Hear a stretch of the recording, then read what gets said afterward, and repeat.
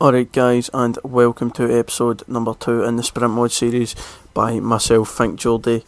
And first of all, I am going to talk about, firstly, we can see it's Sao Paulo Sprint Mode. It'll quickly run through the setup just like last time, and then it'll go into the race. And first I'm going to talk about my new capture device. I got an Elgato Game Capture HD for £121 off of Amazon. Definitely worth the money. I would highly recommend it to anybody.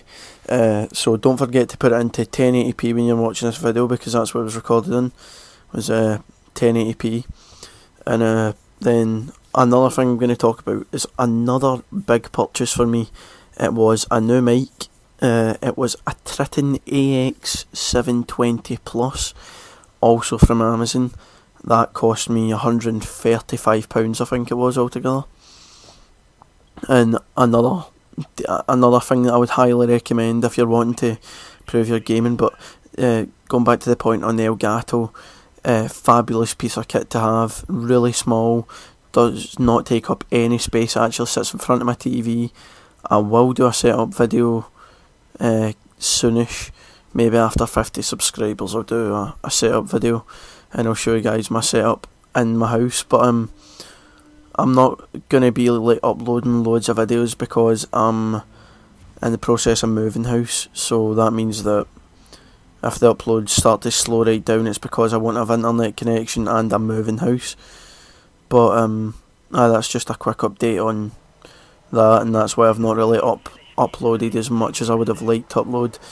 But I'll try and get the Sprint Mode series out as much as I can. But as you see at the start here, perfect start, I nail it. I get Kells and I go up into second, I think, after turn 1 is DTM Gladiator, slightly brake checks, but then got caught on the inside curb and a half spun the car, but then 2 or 3 go round and a guy leaves as well. So it's me versus Drux Vader in this Brazilian Bonanza. And this race was really high octane. Me and this Drux Vader guy for the 3 laps were swapping positions, chopping and changing and really pushing each other to the limit. And it was a really fair race. At the end of the race, the guy did actually message me saying, good fair racer, thanks. And obviously that's a good thing, that like when you're having a clean race, somebody else also recognises that you are doing everything you can to not make contact and have a fair race. And it really does make it really it makes me happy that I know that there is some people in sprint mode that are like that, they're clean racers. Because a lot of the sprint mode, I was in a Monza lobby just before this one, and just if you get sprint mode Monza, just leave the race, because it ends up turn 1 is a horror show, turn 2 is a horror show, and Ascari also is a horror show. It's just unbelievable that it's like people don't brake and they just drive straight on and they corner cut it and they'll just ram you off. But as we see here, as we're on to lap 2 now, look at the Kells boost there, dive bomb straight up the inside and take the place and then park it on the apex just in front of him as I'm in the Caterham, he's in the Williams.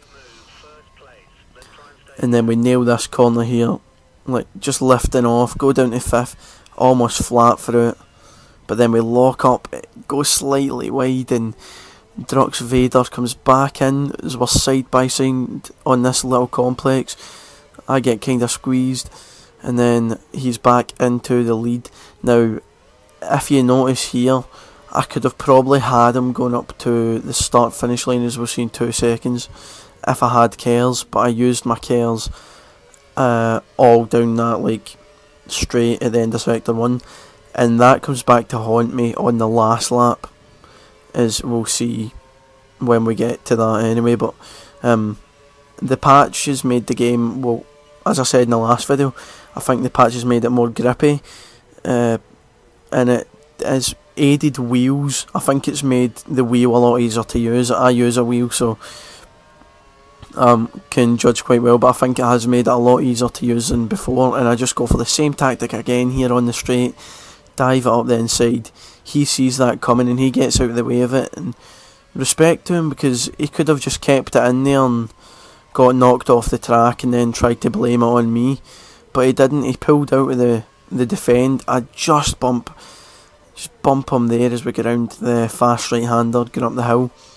And now in the middle complex, this is where I lose my time. I think I was running too low a wing. The 3-1 wing was maybe too low for the Brazilian track, and he just pulls out that gap that he needed to be leading into the final corner, and then up to the start-finish line. As we can see now, I'm closing him in, getting in the slipstream, and this is what I was talking about. If I had Kells here, if I'd saved maybe a quarter of the Kells bar, I could have been up beside him, side by side over the line maybe.